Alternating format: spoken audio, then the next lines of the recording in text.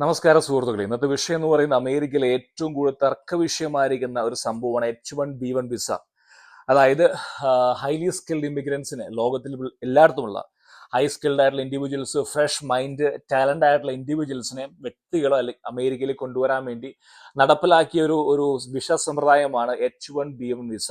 വിസയുമായി ബന്ധപ്പെട്ട് ഇന്ന് ഇവർ പറയുന്നത് ഈ വിസ കൊണ്ട് ഉപകാരം കിട്ടുന്ന മുഴുവൻ അമേരിക്കൻ കോർപ്പറേറ്റ്സിനാണ്. അവർക്ക് ചീപ്പ് ബോണ്ടഡ് ലേബർ, അതായത് പണം കുറഞ്ഞ്, അതായത് ഒരു കമ്പനിയോട് മാത്രം അടുത്ത 3 വർഷം അല്ലെങ്കിൽ 4 വർഷം ഒരു കമ്പനിയിൽ മാത്രം ജോലി ചെയ്യാൻ താല്പര്യമുള്ള അല്ലെങ്കിൽ നിർബന്ധിച്ച് ജോലി ചെയ്യിപ്പിക്കുന്ന ഒരു കൂട്ടം ആളുകളെ കൊണ്ടുവരാനുള്ള അവസരം, അതുവഴി അവർക്ക് ഒരുപാട് പണം ലാഭിക്കുന്നു.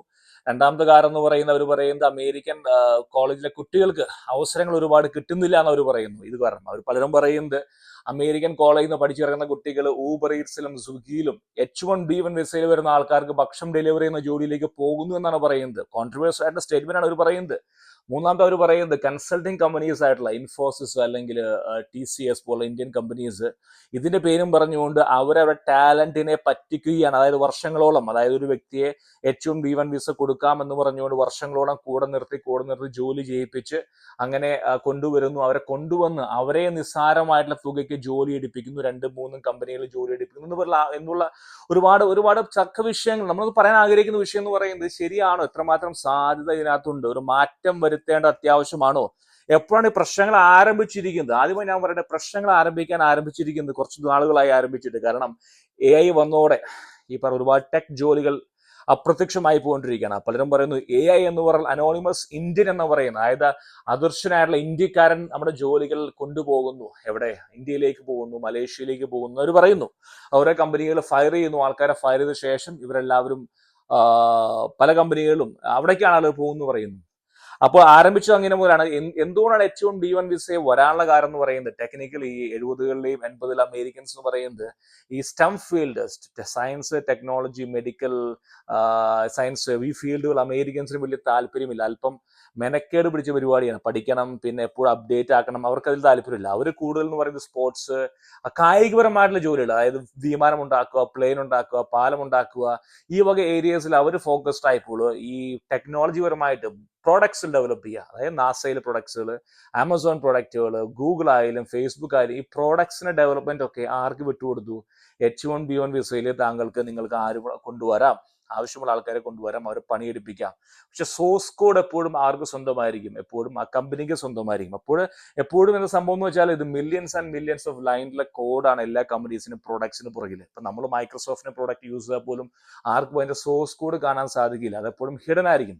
അപ്പൊ ഈ സോഴ്സ് കോഡ് മാനേജ് ചെയ്യാൻ എപ്പോഴും ഇന്ത്യൻസ് വന്നേ പറ്റൂ. കാരണം അത്ര എളുപ്പമല്ല ഈ കോഡുകൾ റീഡ് ചെയ്യുക എന്നുള്ളത്. പക്ഷെ ഞാൻ പറയുന്ന കാര്യമുണ്ട്, ഇന്ത്യൻസിന് മാത്രം അല്ല. ഇപ്പോൾ ഒരുപാട് യൂറോപ്യൻ രാജ്യങ്ങളായിട്ടുള്ള ചെക്കോസ്ലോവിയ, ചെക്ക് Republic, Poland, Ukraine, Lithuania, Latvia, അങ്ങനെയൊക്കെ ഒരുപാട് രാജ്യങ്ങൾ മുന്നോട്ട് വരികയാണ്. ബൾഗേറിയ, അവിടെയാണെന്ന് ഇന്ത്യക്കാർ കൂടുതൽ ഇൻവെസ്റ്റ് ചെയ്യുന്നത്. കാരണം ഒരു ഘട്ടം കഴിഞ്ഞപ്പോൾ എനിക്ക് തോന്നുന്നു നമ്മുടെ ഇന്ത്യൻ ഡെവലപ്പേഴ്സ്, സോഫ്റ്റ്വെയർ ഡെവലപ്പേഴ്സിന് ചെറിയൊരു ഒരു അഹങ്കാരം കൂടിയോ എന്ന് സംശയമുണ്ട്. അതുകൊണ്ടായിരിക്കാം പണി തരുന്ന ഇന്ത്യക്കാർ തന്നെയാണ്. ഇന്ത്യൻ ടെക് കമ്പനീസ്, കൺസൾട്ടിങ് കമ്പനികളുള്ള ഇടനിലക്കാര് ഇപ്പൊ എന്ത് ചെയ്യാണ്? ഫോക്കസ്ഡ് അല്ല, ആ മാർക്കറ്റിലാണ് പോകുന്നത്. യൂറോപ്യൻ മാർക്കറ്റ്, ഈ അല്പം വികസിച്ചു വരുന്ന യൂറോപ്യൻ മാർക്കറ്റിലേക്ക് പോവുകയാണ്. ഓക്കെ, കടന്നു പോകുന്നില്ല, വിഷയത്തിൽ മാറിപ്പോകുന്നില്ല. അപ്പോൾ അവിടെ നിന്നാണ് പ്രശ്നങ്ങൾ ആരംഭിച്ചിരിക്കുന്നത്. യഥാർത്ഥ പ്രശ്നമുണ്ടോ? പ്രശ്നമുണ്ട്, തീർച്ചയായിട്ടും. ഒരുപാട് കൺസൾട്ടിങ് കമ്പനികൾ മിസ്യൂസ് ചെയ്യപ്പെടുകയാണ്. ഏകദേശം 65,000 മുതൽ കോട്ടയാണ് എൻ്റെ അറിവിലെ H1B1 വിസയിൽ. അത് 90% ഇന്ത്യൻസിനാണെന്ന് പോകുന്നത്. അതെല്ലാം യൂസ് ചെയ്യുന്ന മൈക്രോസോഫ്റ്റ്, ഗൂഗിൾ പോലെ കമ്പനീസാണ് കൊണ്ടുവരുന്നത്. അപ്പോൾ പ്രശ്നം എന്ന് പറയുന്നത് ഇവരുടെ ഇതാണ് മെയിൻ കാരണം. എന്തുകൊണ്ടാണ് H1B1 വരാനുള്ള കാരണം? ഇതിന്റെ മാറ്റം വരുത്തേണ്ടത് ആവശ്യമുണ്ടോ എന്ന് ചോദിച്ചാൽ തീർച്ചയായിട്ടും മാറ്റം വരുത്തേണ്ടത് ആവശ്യം തന്നെയാണ്. യാതൊരു സംശയവും ഇക്കാര്യത്തില്. കാരണം ഒരു കഴിഞ്ഞ കുറേ ദിവസങ്ങൾ, വർഷങ്ങളുമായിട്ട് ഈ ഒരു ഫീൽഡിൽ ഒരു മിസ്യൂസ് നടക്കുന്നുണ്ട്. ബോണ്ടഡ് മാർക്കറ്റ് ആണിത്. അവർ പറയുന്നത്, വെള്ളക്കാർ പറഞ്ഞ കാര്യം എന്ന് പറയുന്നത്, കമ്പനികൾക്ക് ബോസിനെ പ്ലീസ് ചെയ്യുന്ന ഒരു കൂട്ടം ആളുകളെ താല്പര്യമുള്ളത് കൊണ്ടാണ് ഈ വിസ വേണ്ടത്. കാരണം H1B1 വിസയിൽ വരുന്നവർ എപ്പോഴും നമുക്കറിയാം 1.3 ബില്യൺ ജനങ്ങളുള്ള ഒരു നാടാണ് ഇന്ത്യ എന്ന് പറയുന്നത്. അവിടുന്ന് എങ്ങനെയെങ്കിലും രക്ഷപ്പെടണം, അല്ലെങ്കിൽ ഒരു അവസരങ്ങൾക്ക് നമ്മൾ പൊരുതിയേ പറ്റൂ. ഒരു അവസരം കിട്ടിയാൽ നമ്മളെ കളയില്ല ഒരു കാരണവശാലും. കാരണം നമുക്ക് മുന്നോട്ട് പോകണം. ആ ഒരവസ്ഥയിൽ നമ്മൾ ഒരുപക്ഷെ ഫ്ലെക്സിബിൾ ആയിരിക്കാം. H1B1 വിസയിൽ വരുന്ന ഒരാള് പുതിയ ടെക്നോളജിയിലേക്ക് ഷിഫ്റ്റ് ചെയ്യാൻ പറഞ്ഞാൽ അവനും ഒരു മാറ്റമില്ല, പെട്ടെന്ന് ഷിഫ്റ്റ് ആവും. കാരണം ഡോട്ട് നെറ്റിൽ വർക്ക് ചെയ്യുന്ന ഒരാൾ പറയാം ജാവയിൽ പോകണം, ജാവയിൽ പൈത്തണിൽ പോകണം. ഇത് പോകുക എളുപ്പമല്ല. പുതിയൊരു ടെക്നോളജി ലേൺ ചെയ്യാനായിട്ടുള്ള ഇൻവെസ്റ്റ്മെന്റ്, വീക്കെൻഡ്സിൽ പഠിക്കുന്നു, രാത്രിയിൽ പഠിക്കാൻ ഒരു മടിയില്ല ഈ H1B1 വിസയിൽ വരുന്ന നമ്മളെ പോലുള്ള ഇമിഗ്രൻസിന്. കാരണം നമുക്ക് വേറെ അവസരമില്ല. പക്ഷെ വെള്ളക്കാർ അങ്ങനെയല്ല. വെള്ളക്കാർ അല്പം റിലാക്സ്ഡ് ആണ്. അവർ 5 മണി വരെ ജോലി എടുക്കുകയുള്ളൂ, വീക്കെൻഡിൽ പണിയെടുക്കില്ല, പുതിയ ടെക്നോളജിയിലേക്ക് മാറാൻ താല്പര്യമില്ല. അവർക്ക് അത്തരത്തിലൊരു മനോഭാവമായിരുന്നു അവർക്ക് ഉണ്ടായിരുന്നത്. പക്ഷെ ഇന്നത്തെ തലമുറ മാറിയിരിക്കുകയാണ്. 90കളിൽ വന്ന ഇന്ത്യൻ ആ തലമുറ അവരുടെ സെക്കൻഡ് ജനറേഷൻ കടന്നു വരികയാണ് സിസ്റ്റം. അവരെല്ലാം ഇന്ന് ഈ സയൻസ് ടെക്നോളജി ഫീൽഡാണ്. അവരും കടന്നു വരുന്നു, അവർക്കും അവസരങ്ങളില്ല. ഇന്ന് പണ്ടത്തെ പോലെ അല്ല. ഇത് പണ്ട് അവര് കായികപരമായിട്ട് ഫീൽഡിൽ പോയി, ഇന്ന് കുട്ടികൾ കൂടി ഈ ഫീൽഡിലേക്ക് വരിക. കാരണം പണം ഇതിനകത്താണ്. തീർച്ചയായും നമുക്ക് എല്ലാവർക്കും അറിയാം, ഇന്ത്യൻസ് ഏറ്റവും റിച്ച് ആയിരിക്കുന്നത്, ഒരു ടാക്സ് അടച്ച് റിച്ച് ആയിരിക്കുന്നത് എല്ലാം ഈ സിസ്റ്റം ഫീൽഡിൽ വർക്ക് ചെയ്തുകൊണ്ടാണ്. അപ്പോൾ അവരുടെ കുട്ടികളും വരുന്നു, വെള്ളക്കാരെ പിള്ളേരും വരുന്നു, അവസരങ്ങൾ കുറെ. മറ്റേ ഫാക്ടറീസ് അടച്ചുപൂട്ടി, ഇപ്പൊ എല്ലാം ഓട്ടോമേഷൻ ആയല്ലോ. അപ്പൊ ഇതിലേക്ക് വരുന്നു. പിന്നെ H1B1 വിസക്കാർ വരുന്നു. എല്ലാം കൂടി ആയപ്പോൾ അവസരങ്ങളാണെങ്കിൽ കുറവ്, AI കൂടി വന്നുവിടാം. അപ്പൊ അതുകൊണ്ട് അവർക്കൊരു തോന്നൽ വരികയാണ്, ഇത് ഈ H1B1 വിസക്കാരുടെ ഫ്ലെക്സിബിൾ മെന്റാലിറ്റി, അതായത് പുതിയ ടെക്നോളജി പഠിക്കാൻ റെഡിയാണ്, അമേരിക്കയുടെ ഒരു അറ്റത്ത് നിന്ന് വേറെ അറ്റത്തേക്ക് പോകാനും റെഡിയാണ്. റീലൊക്കേഷൻ അവർക്ക് ഇഷ്യൂവേ അല്ല. കാരണം വേറെ നിവൃത്തിയില്ലോ, ടൈഡപ്പ് അല്ലേ. കാരണം അടുത്ത 3 വർഷം ഈ കമ്പനിക്ക് വേണ്ടി മാത്രമേ ജോലി എടുക്കാൻ സാധിക്കുള്ളൂ. അത്തരത്തിൽ വന്നപ്പോൾ ഇവർക്കൊരു പേടി. രണ്ടാമത് പറയുന്നത് ലോ സ്കില്ലായിട്ടുള്ള ആളുകളെ മാർക്കറ്റിൽ കുത്തിത്തിരിക്കുന്നു. അപ്പൊ ഞാൻ അത്ഭുതപ്പെട്ട ഒരു കാര്യം എന്ന് പറയുന്നത്, കഴിഞ്ഞ വർഷം ഞാനൊരു പയ്യനെ പരിചയപ്പെട്ടു. അവൻ കോളേജിൽ നിന്ന് ഇറങ്ങി 2021 അവൻ 2 വർഷങ്ങൾക്ക് ഇപ്പുറം H1B1 വിസയിൽ അമേരിക്കയിൽ വന്നിരിക്കുകയാണ്. ഞെട്ടിപ്പോയിരിക്കുകയാണ്. കാരണം ഈ വിസ എന്ന് പറഞ്ഞാൽ ഹൈലി സ്കിൽഡ് ആയിട്ടുള്ള, അതായത് 10 വർഷം അല്ലെങ്കിൽ 8 വർഷം ഇന്ത്യയിൽ ജോലി എടുത്തു, നല്ല ഹൈ സ്കിൽഡ് ആയി അവർക്കാണ് ഈ പറയുന്ന വിസ മാറ്റി വെച്ചിരിക്കുന്നത്. അവർക്കേ കിട്ടാവൂ. കാരണം 5ഉം 8ഉം വർഷം ഓരോ കമ്പനിക്ക് വേണ്ടി തുച്ഛമായ ശമ്പളത്തിൽ ജോലി എടുത്ത്, എന്തിനു വേണ്ടി ജോലി എടുക്കുന്നത്? H1B1 വിസ കിട്ടുമെന്നുള്ള ആഗ്രഹം കൊണ്ട് ജോലി എടുത്തിട്ട് കഴിവ് കൊടുത്ത് അവരെ പിന്തള്ളപ്പെട്ട് അവരെ പുറത്താക്കിയിട്ട് പെട്ടെന്ന് വന്നൊരു പയ്യനെ ആരാ കൊണ്ടുവരുന്ന? Consulting companies. എന്തിനു വേണ്ടി? അവരുടെ ലാഭത്തിന് വേണ്ടി.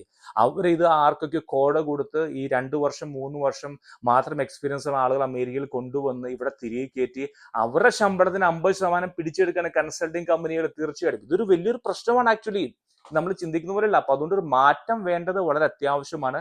പണ്ടത്തെ അതേ ഒരു പ്രോസസ്സ്, ഒരു H1B1 വിസ എളുപ്പത്തിൽ എങ്ങനെ ഫയൽ ചെയ്യാൻ പറ്റുന്നില്ല ഒരു കമ്പനിക്ക്. ഡിപ്പാർട്ട്മെന്റ് ഓഫ് ലേബറിൽ അപേക്ഷ കൊടുക്കണം, വേജ് കാര്യം കൊടുക്കണം, അവർ വർക്ക് ചെയ്യുന്ന സമ്പ്രദായം, ഈ പറയുന്ന ജോലിക്ക് അമേരിക്കയിൽ ആളില്ല എന്ന് തെളിയിക്കണം. അതുകൊണ്ട് ഒരുപാട് കടമ്പകളൊക്കെ ഉണ്ട്. പക്ഷേ എല്ലാത്തിനും ഒരു ലൂപ്പ് ഹോൾ കണ്ടെത്താൻ നമ്മൾ മിടുക്കന്മാരാണ്. അപ്പോൾ ഇതിനൊരു മാറ്റം വന്നേ പറ്റൂ. അമേരിക്കൻ സർക്കാർ അതിലേക്ക് ഇറങ്ങി തിരിച്ചിരിക്കുകയാണ്. മാറ്റങ്ങൾ അനിവാര്യമാണ്. കാരണം ഫസ്റ്റ് എന്ന് പറയുന്നത് ബോണ്ടഡ് മാർക്ക് എടുത്തു കൊള്ളണം. H1B1 വിസയിൽ വരുന്ന ഒരു വ്യക്തിക്ക് ബോണ്ട് എടുത്തു കൊള്ളണം. അവർക്ക് ആർക്ക് വേണമെങ്കിലും ജോലി എടുക്കാം. അവന് 3 വർഷം അല്ലെങ്കിൽ 4 വർഷം അല്ലെങ്കിൽ 6 വർഷം ഒരു പരിധി വെക്കുക.